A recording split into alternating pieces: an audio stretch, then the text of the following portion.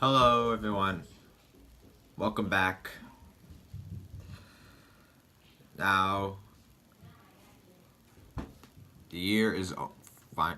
The year is almost over. Just one day away as I'm making this video.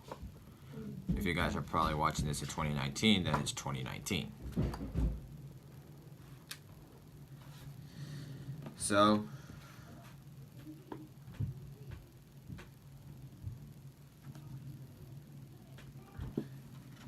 this is going to be the last video for 2018 before going to 2019. That's my dog. So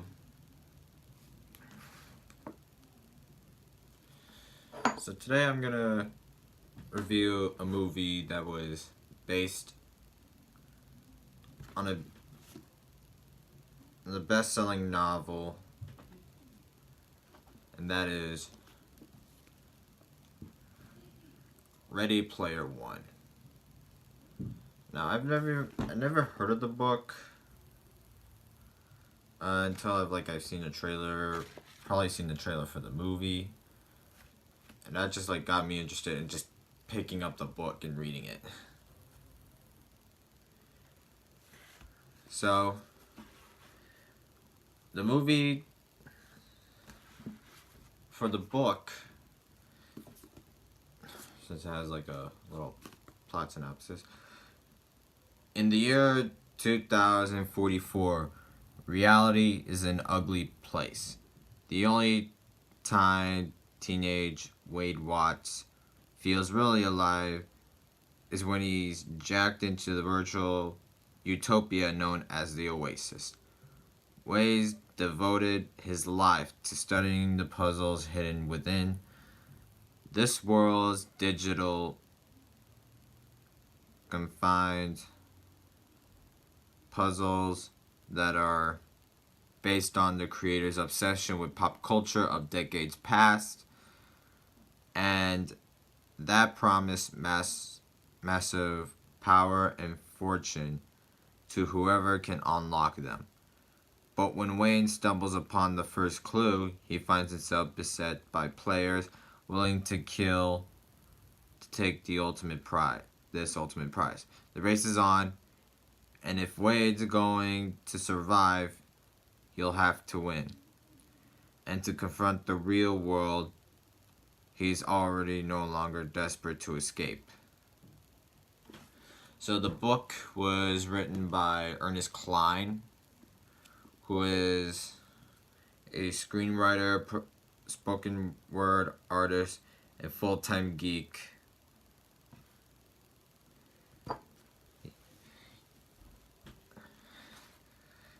He made this book as a special love letter to the 80s pop culture that probably everyone loved. And since with the recent nostalgic wave of 80s and 90s pop culture, we feel like it's the perfect time to make an adaptation of this book. And after a massive bidding war, Warner Brothers picked up the film rights to Ready Player One, and they got Steven Spielberg to direct it, and that was a good choice, because Steven Spielberg is,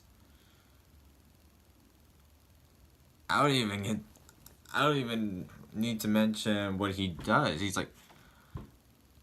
He makes the greatest movies of the generation, like E.T., Jaws, Jurassic Park, many more.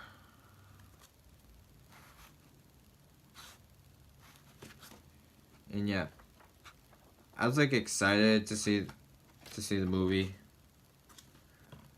and then I finally did, and so I want to get started on the review for the movie.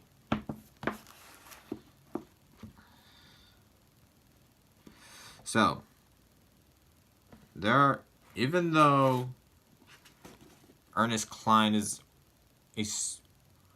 one of the co-writers for the movie, much of the movie wasn't like the book. And I was like watching this after reading the book, and I was like, oh, it's completely different from what I imagined when reading the book. And like after like multiple rewatching, like I'm saying, like after rewatching it multiple times, I think I'm fine with what we got from the movie. Because, when adapting a book, it's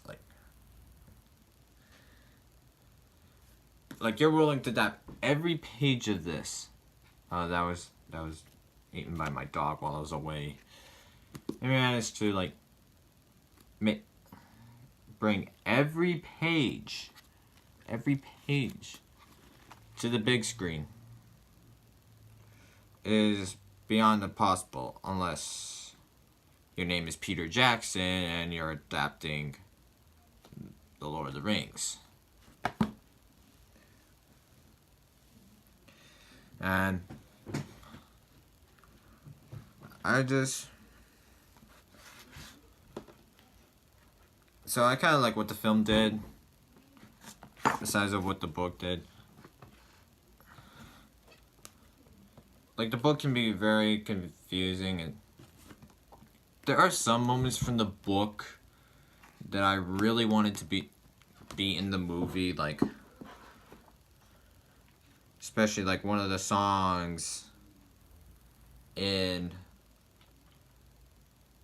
the club scene, in that dance club scene. They use like time after time as a slow dance. Like, I really wish that was in the movie, but they probably couldn't get the rights to the song, so I think only one song that was in the book that was in the soundtrack, and that was Blue Monday by New Order. Like, I was happy that made it into the movie.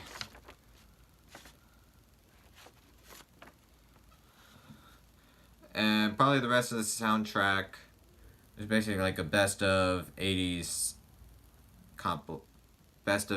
pop music compilation. That's what it kind of feels like. And let's not forget the score from Alan Silvestri, who've also done the score for one of my favorite movies of all time, Back to the Future, which is also executive produced by Spielberg. Yeah. I bought this at Target, and it includes like the best of like 80s pop culture.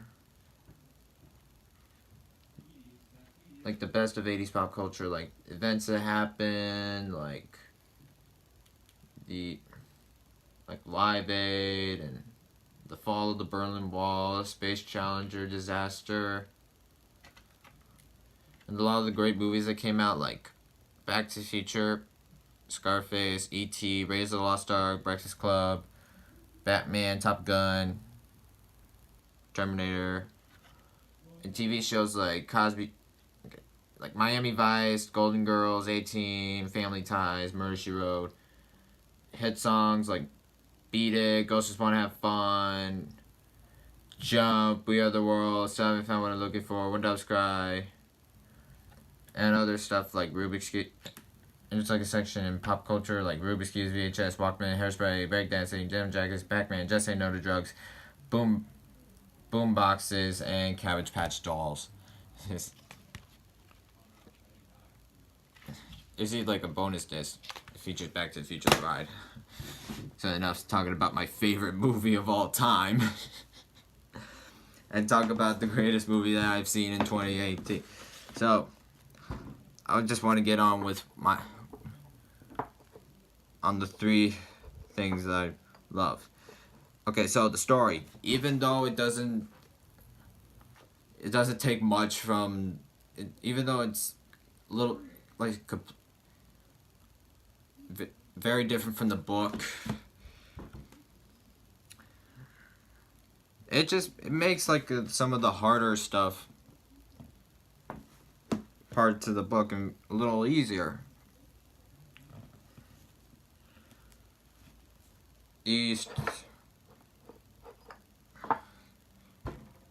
So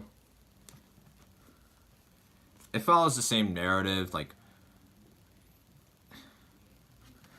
and you know, the whole world is filled with corruption, overpopulation, and a lot of people want to escape with this virtual reality game called the Oasis. And the creator of the Oasis, James Halliday, passed away, and after he passed away, there's like a video that telling people that there's a contest where you can find 3 hidden keys that's hidden in the Oasis, and you had to look for clues in order to find the keys. So,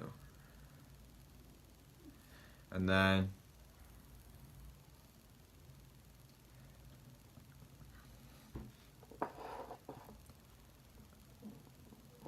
there's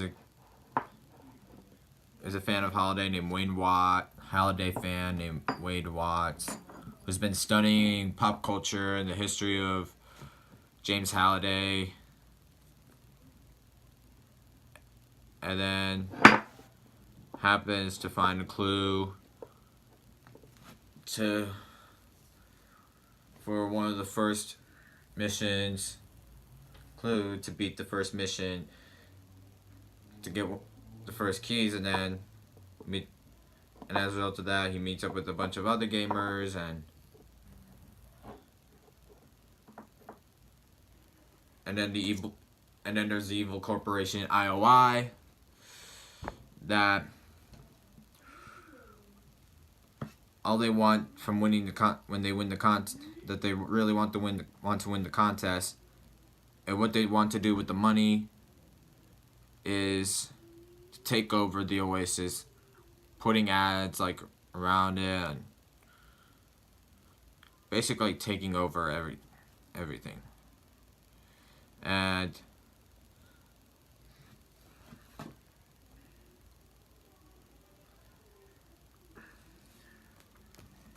it's all up to Wade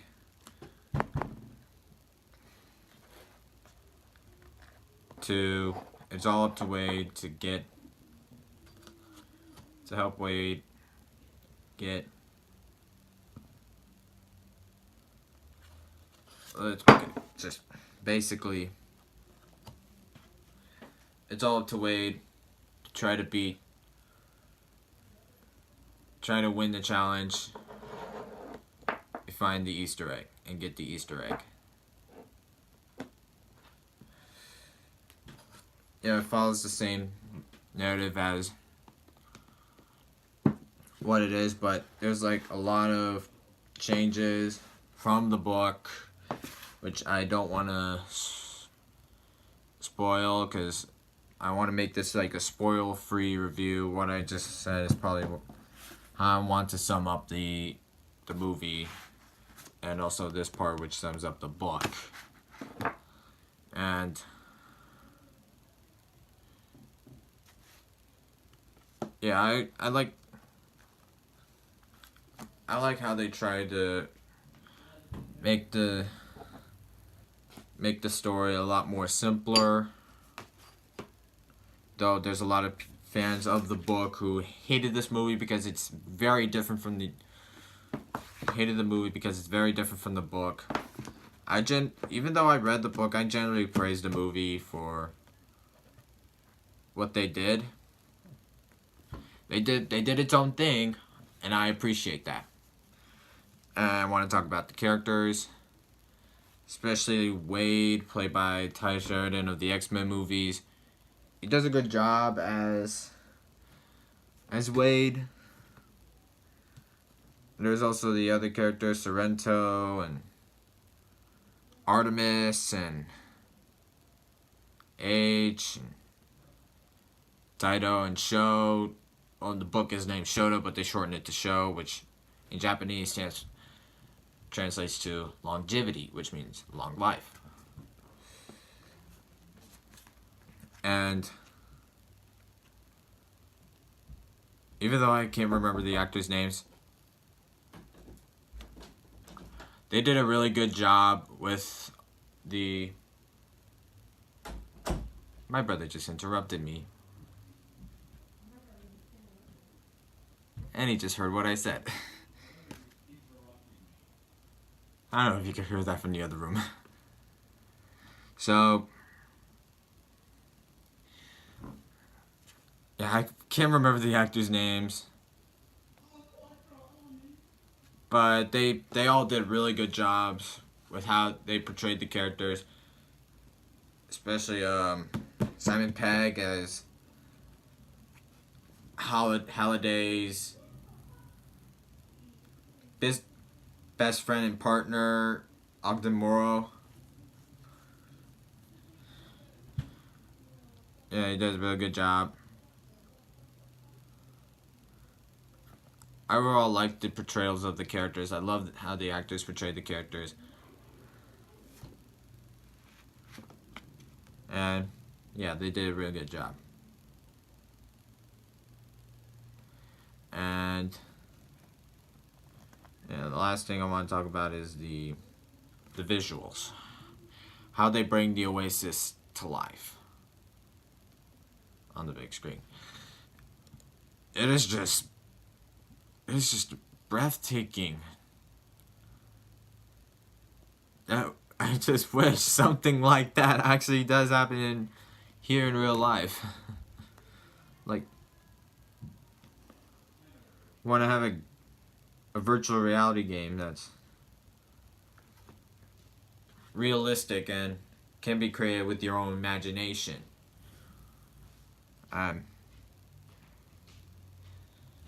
Instead, we got like poorly graphic, Uganda Knuckles type of crap. Virtual reality. We have. I know the Uganda Knuckles thing is old. I can't believe I just brought that shit up. But overall, the visuals are just amazing. Especially love how they take like pop culture icons like Battletoads and the Iron Giant, Mechagodzilla, the DeLorean Time Machine, and the Bigfoot monster truck, and the motorcycle from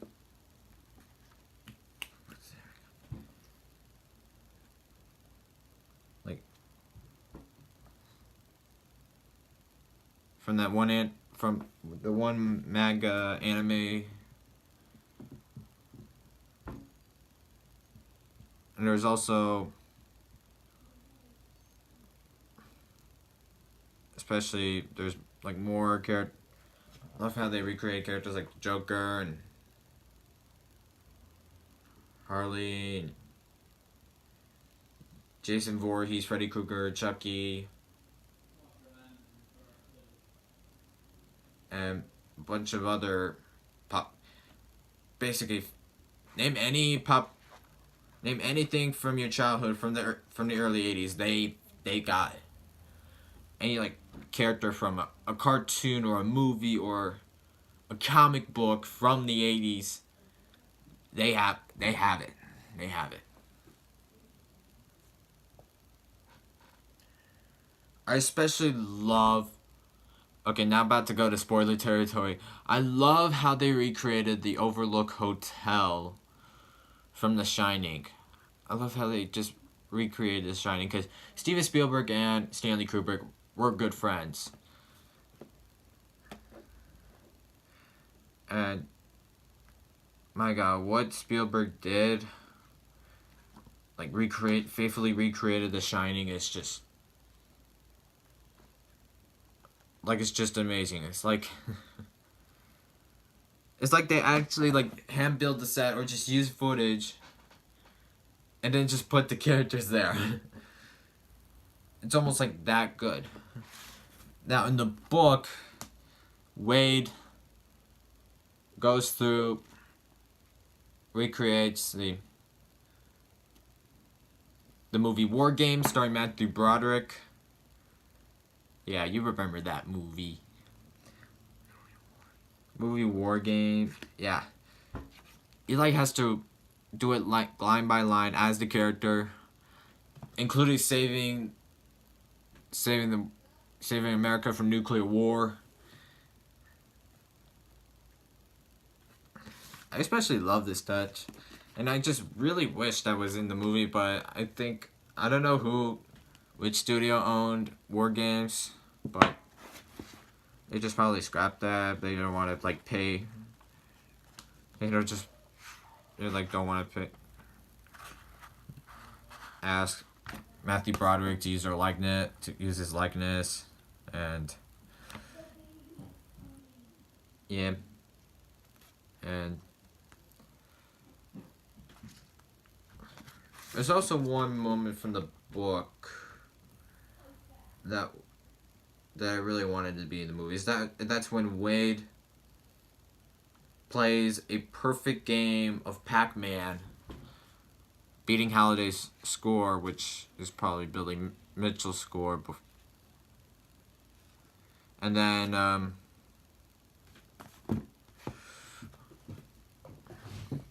it wins a quarter, which ended up being an extra life. I really wish that was in the movie. Instead, he like got the extra life by winning a bet, which is like probably a little lazy and cheaper than asking and getting the rights from Namco to do Pac-Man.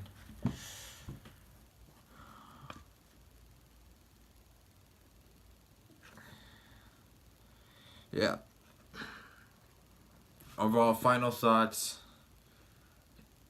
Ready Player One is like the greatest movie I've seen involving pop culture. Like, it's just the greatest movie I've seen in 2018. And yeah, the visuals are amazing. The visual effects are amazing. The characters are portrayed really well. Steven Spielberg did a really good job directing this. And I love how Ernest Cline and there's another writer, he did the Atari documentary. They both did a really good job simplifying the story of Ready Player One. And yeah, overall, Ready Player One is just such a great, nostalgic throwback to the more fun times besides the other stuff that are happening at the time, like the Cold War and all that. A lot of people have those fond memories of watching MTV and going to the theater to see Empire Strikes Back or Back to the Future or The Breakfast Club when it came out, and also watching those Saturday morning cartoons as well as listening to favorite music on the Walkman with like their homemade mixtapes. Like it's such a great time that I really wish I was alive at the time. it is like much simpler times. Such great times. So yeah, Ready Player One is a great movie. Highly recommend you watching it. If you want a nice, great throwback and spot some Easter eggs and references. But overall, it's a good movie. Thanks for watching. Don't forget to like, comment, and subscribe. Don't forget to click on the notification bell to get notified on future videos. And I'll see you on the other side.